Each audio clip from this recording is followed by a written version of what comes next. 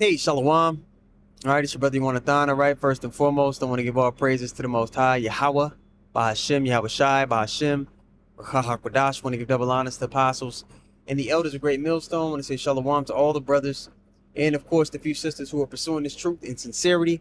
All right, may the blessing of election be upon your house. I'm going to double check, man, and make sure that, that I'm actually live. I just tried to go live, but it cut my stream off. I'm not sure why I did that. I hope they're not flagging my page. Let me check and all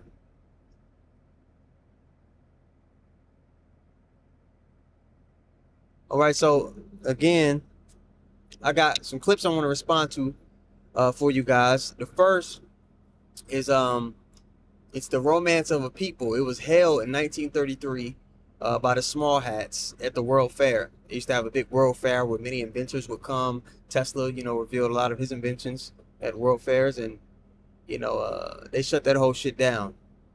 Okay, but they had a ceremony called, or a ritual called the Romance of a People. They had, it was supposed to be celebrating the history of the Small Hat people. All right, but it really was a huge sacrifice unto Molech, and it was held, if I'm not mistaken, June or July 3rd, 1933, which, if you are privy, 33 is a huge Masonic number. So the same way we have high holy days like the Passover or the Day of Atonement, where we separate from the flesh and we get closer to our power. On the left-hand side, they have the same thing. So they have their low days, I'll call it. Their high low days. Where they do particular things to cleave unto their power. Okay, and just 6 years after 1933, what started? World War I.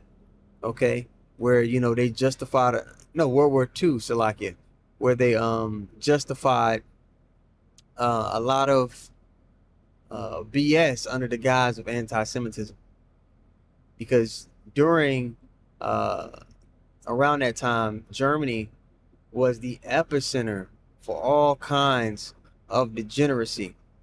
Okay, I believe Germany was the first place they had a transformer surgery. Okay, a lot of the literature and books and things that were being printed in Germany revolved around the blurring of genders. It was a lot of BS going on in Germany, and they have double agents, so they'll use a guy like Hitler, all right, who was speaking out against all the degeneracy that was being pushed, and how these people were in the forefront of putting the whole world in a trap. So he was speaking truth, but at the same time, he was a small head himself. He even called out the fact that they weren't the actual people, the bloodline descendants of Jacob. But they used a guy like that, they prop up a figure like that to justify ushering in more control, to justify different laws and legislation, to justify, a more satanic standard throughout all of the earth. So I'm gonna run a clip of this ceremony that they were having in 1933, and then we'll go and get some precepts from there. I got a couple other clips I want to show you as well. The lessons edifying. So here's the first clip, and I'm gonna play it. And if you guys cannot hear the audio, just let me know, and I will rearrange it. Okay, here you go. It's July 3rd, 1933. 150,000 Jews gather at Soldier Field in Chicago to celebrate 3,000 years of Jewish history and nationhood by worshiping a fire-breathing statue of Moloch and feeding it children, which we can only hope were not real. The event was called the Romance of a People. It was organized by the Zionist Organization of America, sponsored by the Jewish Agency for Palestine, and produced by Meyer Weisgau, with help from Rabbi Solomon Goldman, as well as Maurice Samuel, the author of You Gentiles. One of the big speakers at the event was none other than Chaim Weizmann, first president of Israel, and the guy who, alongside Lionel Walter Rothschild, authored the Balfour Declaration, which was the agreement that dragged the U.S. into World War I in exchange for the British stealing Palestine from Ottoman Turkey and allowing Jews to settle there. The event's Moloch worship and child sacrifice rituals, as an expression of Jewish history, confirm that the modern Jews are satanic when sacrificing to their fire god Moloch and offering their children to them, which you will see in a video soon. They still do today. The Bible tells us that the descendants of these tribes shall not enter into the congregation of the Lord. Even to their 10th generation shall they not enter into the congregation of the Lord forever, confirming that Jews cannot be saved. Just as Jesus warned, they are the synagogue of Satan. And here is the video evidence of that. They were all there, worshiping their ancient tribal god and celebrating the coming war, which would lead to a new world with Jews at the top. The event took place within months of Hitler taking power. I believe this event, and those who made it happen, demonstrate the inseparability of our spiritual and racial struggles, both connected and in perfect line with the biblical timeline and its account of tribes and bloodlines. But whether or not you agree on that, the footage speaks volumes to the character, not only of the leading minds of early Zionism and organized Jewry, but of the Jewish spirit and people, who builds a big statue of a bull with an oven in its stomach, makes it breathe fire, and then stuffs children, whether real or fake, into that oven while crying out like banshees and dancing around it? Jews, only Jews, in the middle of Chicago on a Monday. Now, our people in ancient time were a part of that, but this small hat, which really the Edomites are, in the forefront of that left-handed energy, going all the way back to Cain, all right, his wicked sacrifice, going all the way back to the serpent in the garden who was a man, all right, that left-handed knowledge, that was the Edomite spirit, okay. So, then, it was continued after the flood through Ham.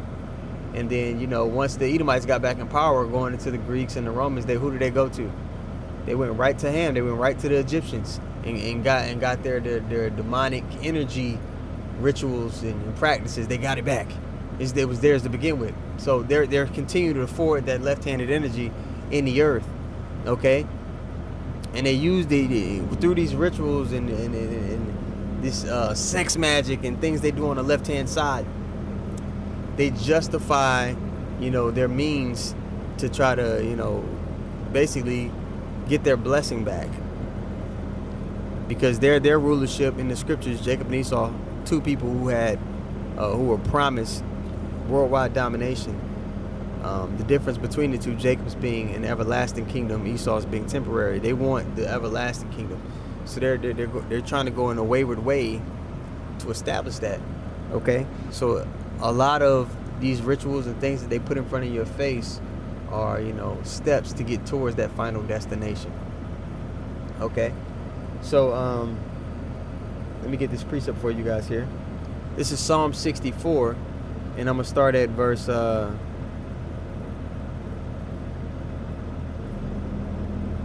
we just start at the top. And let me see how this reads in the NLT. I wonder. Psalm 64 and 1. It says, for the choir director, a Psalm of David. This is in the NLT again. Oh God, listen to my complaint. Right? The elect are going to be sighing and crying in the midst of Babylon the Great, the daughter of Babylon, sighing and crying for the abominations being done in the midst thereof, pursuing Ezekiel 9 and 4. Oh God, listen to my complaint. Protect my life from my enemies' threats, and everything they do is set up to a roundabout way to attack the nation of Israel. Okay. Again, I want to make this point before I, keep going, before I lose it. It was all, a couple months ago. It dawned on me. I was like, damn. Every podcast, every platform is pointing out the small hats. It's pointing out that they aren't the people. All the wicked practices that they do, that they're in the forefront of every piece of degeneracy going out in society. People, their tongue is falling upon themselves, you would say. Yeah, and it is, right? But why are the small hats who have control over all of these platforms, why are they letting it out? Why is it popping up in guys like my feed? Why is it popping up in the Prophet's feed? Did you give us more information so we can pump out more lessons? Why is all that just being so easily accessible to us? Strange. And it dawned on me that before World War II started, all of, those talking points were being locked in on by the Germans, by various people all over the world. I mean, for goodness sakes, Henry Ford had a book going into the international Jew. Why was this just something that was just pumped out and forwarded and allowed to be? And it dawned on me, like, they use those people as justification to say, oh, look at all the hate that we're getting. We need protection. We need a land we can go. They use those talking points to forward the small hat people. Amalek has used, you know, his adversary speaking out against him as justification as to why he needs more, as to why he needs more of the holy. He needs to have his own land. Okay? Why people, to forward more legislation as to why people shouldn't be able to say what they want to say. He flips it. You know? All these tactics are things that he's used before, and you know, it's long been in the works. But back to Psalm 64 in 1, it says, for the choir director, a psalm of David. O God, listen to my complaint. Protect my life from my enemies' threats. Hide me from the plots of this evil mob, from the gang of wrongdoers. All right? They sharpen their tongues like swords and aim their bitter words like arrows. And they, even with the whole Calvin Klein thing, when his neck popped out of the top of his collar, they somehow spent that, and it made the Israelites the problem. They somehow spent that and made the so-called Black, Latino, and Native American the problem. They shot their bitter words, and they're justifying violence through those words, through the legislation, through the propaganda. You understand? Verse 4, they shoot from their ambush at the innocent. The innocent would be who? The Israelites. Not that we're without fault, all right? Obviously not. Our righteousness is as filthy rags, but we're the people that the Lord chose and the people that the Lord is going to justify. Okay? Attacking suddenly and fearlessly, they encourage each other to do evil and plan how to set their traps in secret. Who will ever notice, they ask. Okay, so you talk about the small hats, you talk about these people. When they cut the cameras off, the conversation is centered around really the elect of the nation of Israel. They want to get out. They want to get the Israelites out of the way. They want to have complete dominion and control over them. But they want to get the elect of the nation of Israel because we're the threat to their goal, which is to get the blessing back. Everything they do is centered around getting the blessing back and separating our people from our power.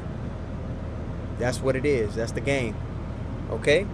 Verse 6, it says, as they plot their crimes, they say, we have devised the perfect plan.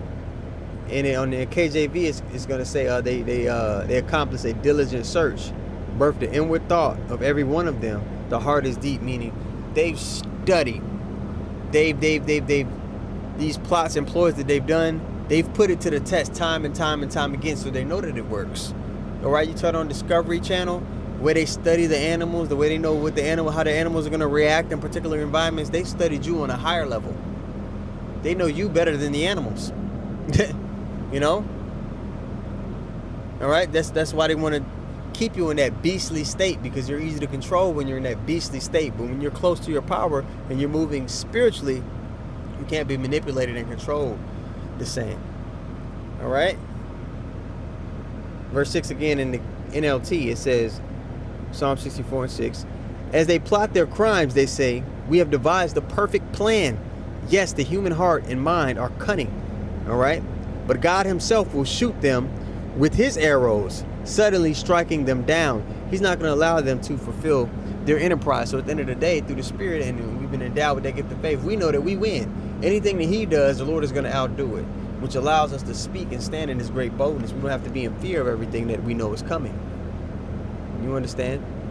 But this man, he's filthy, and he's not to be trusted. Okay? And we know that final hurdle is he's getting everybody hooked into giving into the flesh. So when he takes away the food, when he takes away the comfort that your flesh is used to, people are going to be willing to do whatever to get that flesh pleased, which is going to be that chip. In order to have access to that, you're going to have to take that chip. And you're still going to lose. We know that. The world doesn't. So that just in itself puts us thousands of miles ahead of the competition, thousands of miles ahead of the average person in the world. Okay, got another clip for you. Here we go. Because I just mentioned that they're allowing, the truth to come out about them, but they're able to spin it in the light to where they could tell the average person that, oh, that's far-fetched. It's that's not true. You guys are reaching. Because currently speaking, with your, with the eyes on your face, to a regular person, I guess it would seem outlandish that this group of people have went through such sinister means to control the world. But they pump that rhetoric in your head over time. Oh, there's no people that are doing that, and everybody's just people. It's just, there's a couple bad guys. No, there's a whole nation of wicked people. The scriptures say this. But if you don't know the scriptures, just everything seems far-fetched to you. But I'm going to run this clip, this guy speaking, because these people are the enemy. They're not just our enemy. They're the enemy of the whole world. They've taken peace from the earth. And by the way, where is the epicenter, the mecca of homosexuality, transgenderism, and take a guess? The state of Israel. Yeah. And by the way, going the Goyim in America and Europe, guess where they get to run, where there's no extradition treaties? Oh yeah, the state of Israel. I've been saying state of Israel, and I've been getting pushback from people who are supposed to be on my side. Because, it's not all that... I'm sick of that program. I'm sick of that. I'm sick of it. Every single one of you who is behind usury, who are posing as liberal, when in fact you are what Jesus referred to as the synagogue of Satan. I make no apologies. You are my enemy. My duty is to fight you to the end. Literally. And I'm a man, for Christ's sake. What is a man's job? What? Just sit back on his butt and complain?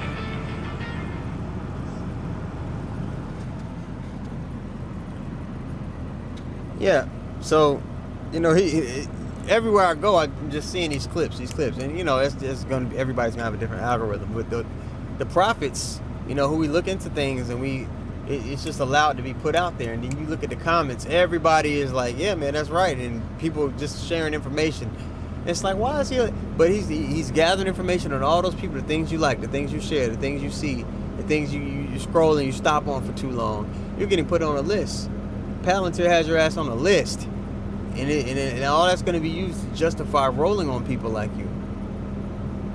But again, the Lord's going to lift up a standard, all right, and protect those who have been cleaving unto Him, all right. But it got to be what you've been about, man, to have access to that covering. You got to be cleaving unto the Lord, all right. And that was pretty much it on the lesson and my point. But I do got one more clip that I want to show you guys. And I tried to run this same clip a couple weeks back, but I think the audio was messed up on it. But I'm going to run it again today to end the lesson. So, Albarat Tazah, this lesson was edifying. We give all praises once more to Yahweh, Bahashim, Yahweh Shai, Bahashim, Rakah HaKodash. Want to give double honor to the apostles and the elders of Great Millstone. Shalom to all the brothers and, of course, the few sisters pursuing this truth in sincerity. May the blessing of election be upon your house. Here's the clip. Why are they almost all Jewish or all gay? You have a thought on that? I don't. Maybe they're homosexual, maybe they're gay, because they're rejecting creation. And they're choosing to be the creators. And they're creating artificial intelligence. They're creating these new systems, like Larry Ellison said. Most of this tech is coming out of Herzliya, outside of Tel Aviv. And so if they're rejecting creation and they're usurping the creator to become the creator, this is exactly what the Jews were accused of in the Bible. Romans 1. And remember, these chat bots, ChatGPT, even Grok, with bizarre prompts, giving people instructions specifically on how to offer sacrifices to Rimfam or Moloch. This is mainstream news. You can look this up. And how to commit suicide, like Yuval Harari, Sam Altman, these powerful homosexual Jews. That's what they are. If they were Muslims, people would have no issue calling them Muslims. It makes me think of the Pharisees. No, the Pharisees are wicked. But that's pretty much it, man. All right, so Lord willing, you got something from the lesson. Shalom.